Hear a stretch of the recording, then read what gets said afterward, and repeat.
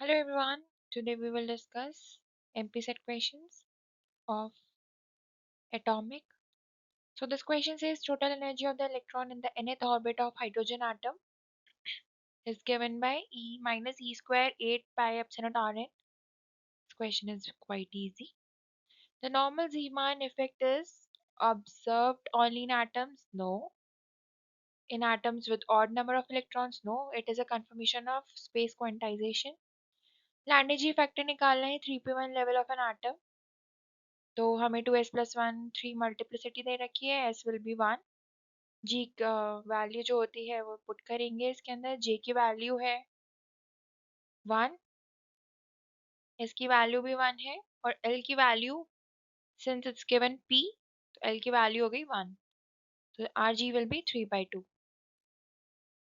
and the question is if 50 kilovolt is applied to the potential x-ray tube then the minimum wavelength of the x-ray तो x-ray का direct formula होता है lambda is equals to 12400 upon हमारा potential तो वो हमें angstrom में wavelength मिल जाती है तो it will be 0.2 angstrom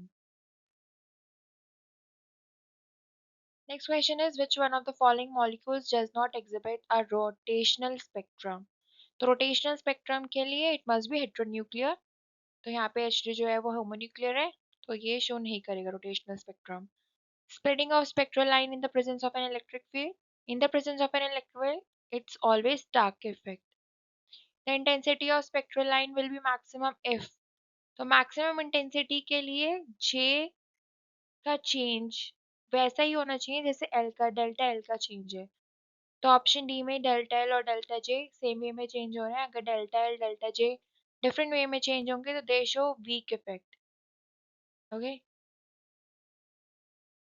rotational energy levels of a diatomic molecule are discrete and non-equispaced vibrational में equispaced होते हैं next question an X-ray tube operates on 30 kilovolt ये सेम क्वेश्चन रिपीट हुआ है वैल्यू बदल दी है यहाँ पे वोल्टेज की जगह पे हम 30 किलोवोल्ट डालेंगे lambda will be 0.41 angstrom option B is correct another question is the selection rule of an orbital quantum number for electronic dipole transition इसके अंदर delta L plus minus one होता है तो मे बी वो कोई भी option आप इसमें से लगा सकते थे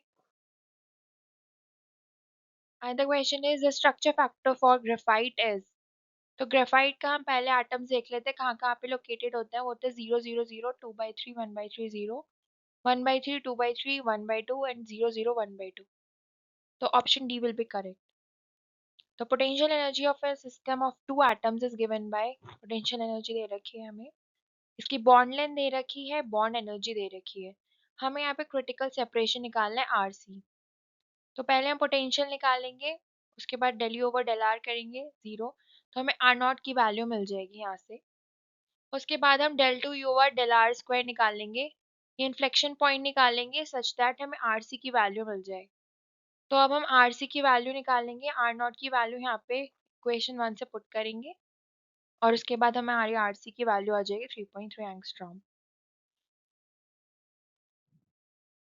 नेक्स्ट क्वेश्चन में the temperature T not at which specific heat of free electrons become equals to specific heat of lattice in terms of Debye temperature theta and TF Fermi temperature तो हमें C specific heat of lattice पता है ये होती है free electrons की specific heat ये होती है इसमें क्या दोनों को इक्वल कर दो दोनों को इक्वल कर दिया तो we'll get T not in terms of TF and theta next question is Hall coefficient of RH of lithium BCC दे रखा है विद लैटिस कांस्टेंट एक उसके बाद कंट्रीब्यूट्स 1 इलेक्ट्रॉन पर एटम तो RH की वैल्यू जो होती है हमें पता है हॉल इफेक्ट से -1/n ही होता है यहाँ पे n की वैल्यू जो होगी n effective upon a cube n effective की वैल्यू क्योंकि BCC एटम है तो n इफेक्टिव जो होता है वो हमारा 2 होता है 2 अपॉन a क्यूब तो वैल्यू पुट करेंगे तो विल गेट -1 अपॉन -1.328 n की पावर -10 मीटर क्यूब पर coulomb consider the following statements for the truth theory of electrons in solid क्योंकि ट्रूथ मॉडल जो है वो एक क्लासिकल मॉडल है और उसमें जो इलेक्ट्रॉन्स हैं उनको फ्री गैस पार्टिकल्स की तरह माना जाता है दिस इज करेक्ट इसके अंदर अज्यूम किया जाता है that the specific heat contributed by electron is given by equipartition theorem. Drude theory describe करती है इलेक्ट्रॉन के बिहेवियर को in as kinetic theory of gases. And Drude theory considers the electrons to be a quantum. No, it's classical mechanical free particle. So this option is wrong. In this question, assuming that the probability per unit time for a collision between the electron and a certain defect is, तो हमें probability जो है वो 1/tau यानी relaxation time दे रखी है. The probability that the electron will not collide with the defect during the interval dt. The probability of collision during the time interval dt will be dt by tau. So that probability of electron that will not collide will be, क्योंकि हमें पता है कि of probability of collision plus probability of no collision will be 1. The probability of electron that will not collide will be 1 minus dt upon tau. The second brilliant zone is defined between the regions minus 2 pi by a to minus pi by a, क्योंकि जो first वाला brilliant zone region होता है वो minus pi by ए से plus pi by होता है, और नेक्स्ट वाला जो होता है वो 2 pi by a and minus 2 pi by a होता है इधर. तो this will be the second brilliant zone region. ये first brilliant zone region है. तो Meissner effect is related to magnetic properties of superconductivity. Here in this 96th question, the onset of the superfluidity in liquid helium is characterized by there's a discontinuous increase in the value of specific heat as temperature Tc से कम होता जाता है, तो there will be discontinuity in the specific heat. Okay, H dislocation को हम कैसे define करते हैं? कोई भी atom displace हो रहा है over the left half of the slip plane but not over the right half plane. These are the question of classical. What the question says, a particle of mass m suspended vertically on a spring. What will be the Lagrangian? तो Lagrangian हमें पता है T minus V होता है. T is the kinetic energy, half mx dot square. V is क्योंकि potential zero यहाँ पे माना है तो नेगेटिव डायरेक्शन में जा रहा है तो माइनस एम जी एक्स, और स्प्रिंग में जो एक्सटेंशन या लॉन्गेशन है उसका स्क्वायर हाफ के एक्स स्क्वायर, तो L will be this, so A option will be correct. Next question is if the Lagrangian of a system is given by this, तो हम इसके इक्वेशन ऑफ मोशन में put कर देंगे इसको, तो we'll get q double dot is equals to minus q, यानी acceleration is equals to minus of displacement. So this is purely a harmonic oscillator. Next question is what will be the value of rest energy and speed of an electron if the energy in the fast motion is 4 times to its rest energy.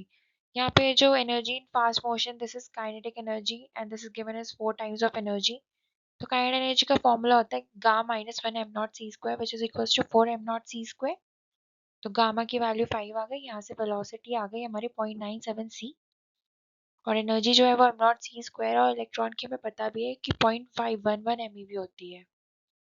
So D option be correct. Next question is a particle of mass m under the central force का question है, ये potential हमें दे रखा है, हमें बताना है kinetic energy और एंगुलर मोमेंटम.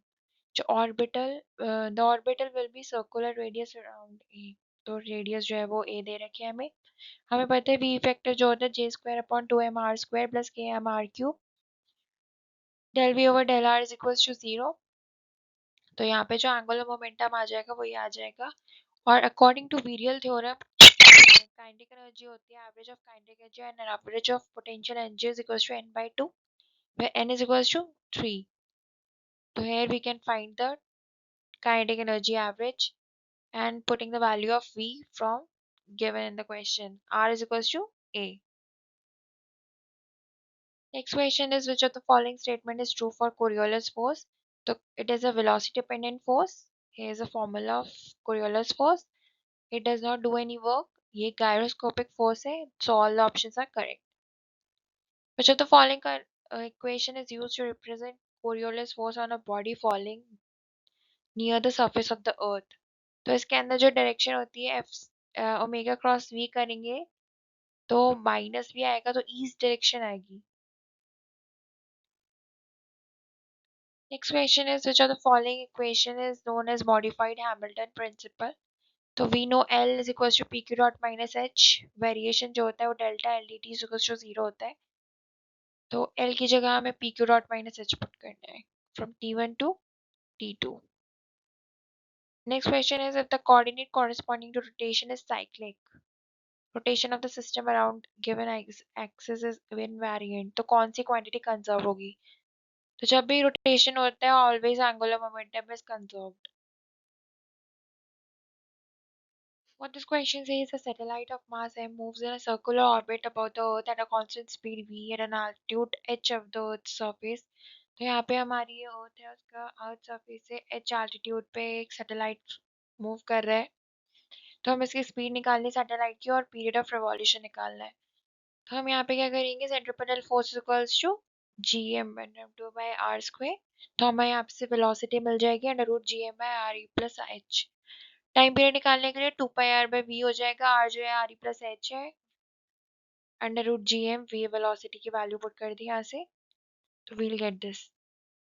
नेक्स्ट क्वेश्चन में रेस्ट मास दे रखा है प्रोटॉन का और न्यूट्रॉन का. We have to calculate the binding energy of the electron. तो बाइंडिंग एनर्जी जो होता है वो change in mass into C square होता है, लेकिन जब हम इसमें कैलकुलेट करेंगे 129 MeV हो रहा है विच इज इम्पॉसिबल. तो यहाँ पे हम न्यूट्रॉन की एनर्जी कंसीडर कर लेंगे 2.25 MeV. Thank you for watching my video. Do like and subscribe.